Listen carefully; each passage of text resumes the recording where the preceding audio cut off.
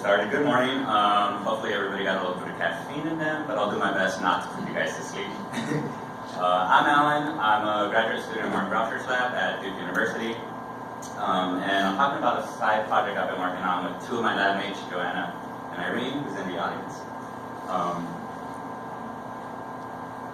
So reproductive systems are very diverse, and they're diverse in plants as well. And we got all kinds of different systems, dioecious, hermaphroditic plants. Pollinations methods are very different. Some of them don't pollinate, or some of them self-pollinate, some of them are apomictic. And these are interesting systems. What I'm going to focus on today is the transition of outcrossing to selfing. And so selfing, or self-fertilization, is just fertilization from an organism's own gametes.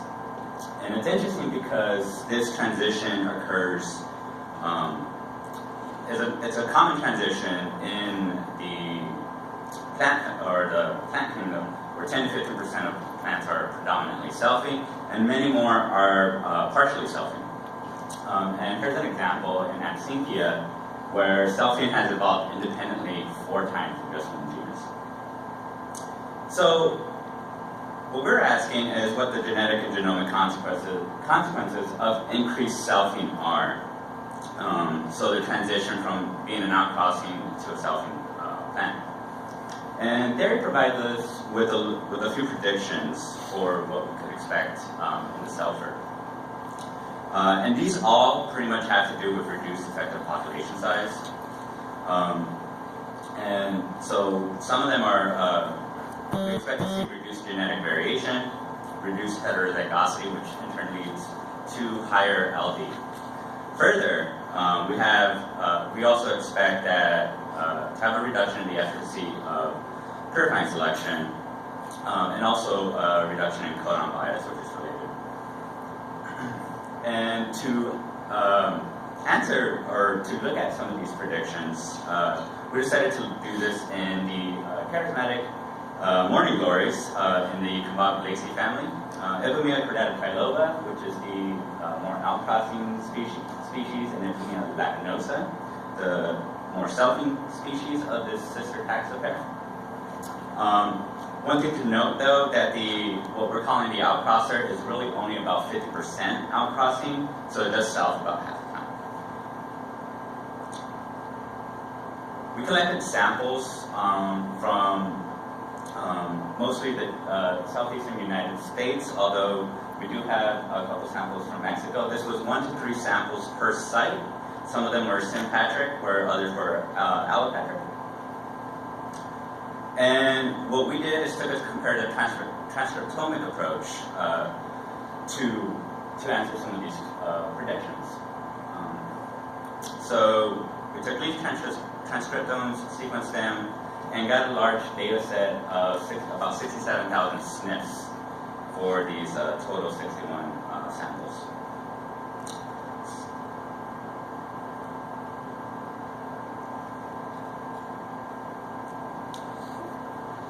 So, first question I'm going to try to ask it or answer here is what impact does the transition to selfing have on genetic diversity?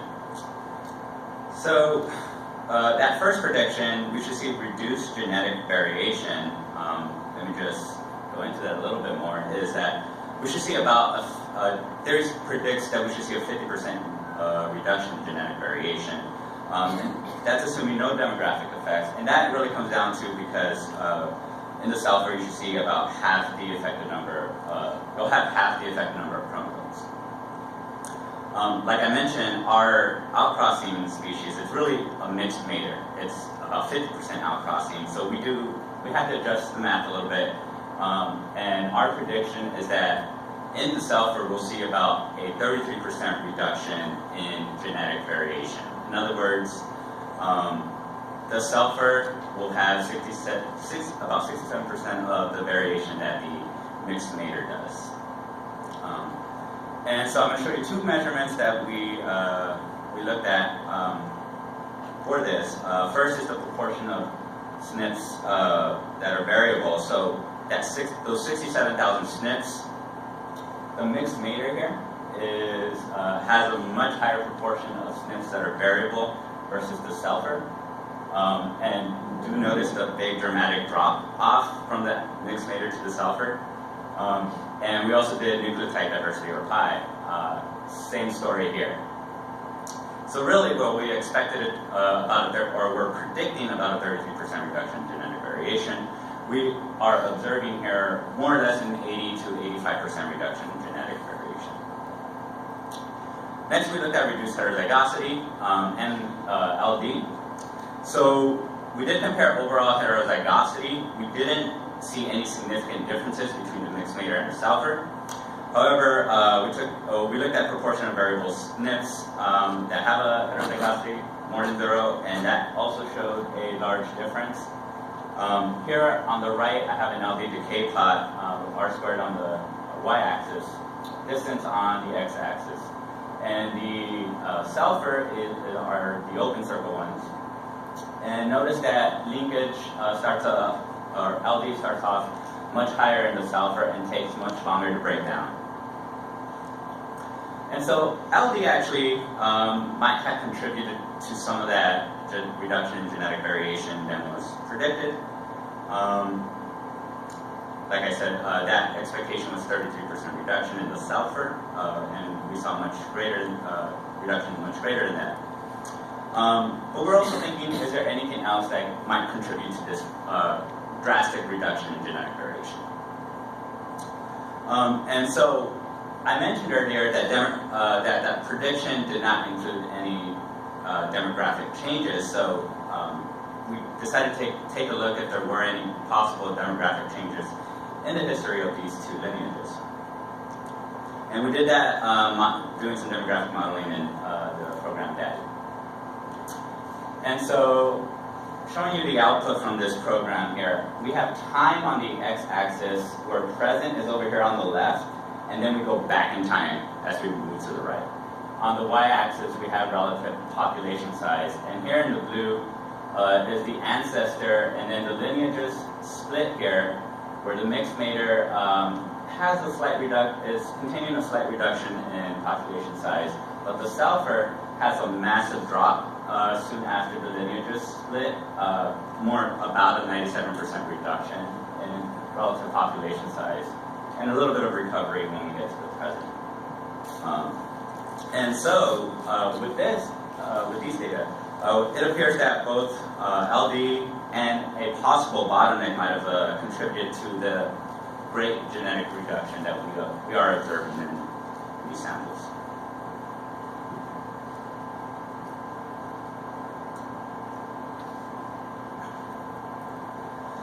Next, we wanted to look at selection and see if there was a reduced efficacy of selection in the transition to selfing. And again, we expect selection to be less efficient at purging deleterious mutations because of reduced effective population size. However, there are, in other outcrossing selfing species pairs where this has been looked at, there's some mixed results. And so, to try to get at this question, we looked at the non-synonymous variations versus synonymous variations. So pi n over pi s, and our prediction is that the sulfur should have a greater pi n pi s ratio than the mixed mater, because it wouldn't be as efficient at purging deleterious mutations. To do this, that data set of 67,000 SNPs, I categorized them into synonymous, non-synonymous, and then those that lied outside the coding region, and some of them that were not in the annotation I did for the sulfur. by having the non-synonymous and synonymous SNPs categorized, then I can calculate pi n, pi s for each of the species and compare the ratios. And what we found is, indeed, the sulfur does have a much higher pi n, pi s ratio than the mixed mater. Indicating that the sulfur is not as efficient at purging those deleterious mutations that show up.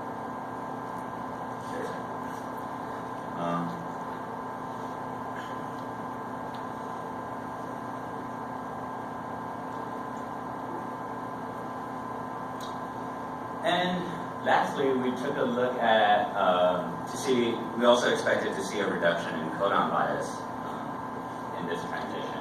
However, we didn't see any significant difference between the mixed mater and the sulfur. And we also, there's been other studies, one in Valencia, where the same thing, where there were reduced efficacy in selection, but didn't see any significant difference in codon bias. I think in our case, that might be because the mixed mater may have already a low enough population size that codon bias isn't really selected for. And so I'll wrap up with the main takeaways here from this study we did. So ipamilolac notes that the sulfur does exhibit a much greater reduction in genetic variation than theory expected. That sulfur had a lower heterozygosity, which in turn leads to a higher LD. Our demographic modeling showed that the sulfur may have gone through a pretty intense bottleneck. And both this higher LD and bottleneck may have affected the genetic variation, and explain a little bit of why we saw such a dramatic change in genetic variation from the mixed mater to the sulfur. We also, as predicted, saw a reduced efficacy in selection by the pi s ratio. However, we didn't detect any differences in codon bias. And with that, I'd like to acknowledge everybody that helped out and made this project possible. A lot of this was funded by the NSF DIG. So, yeah. And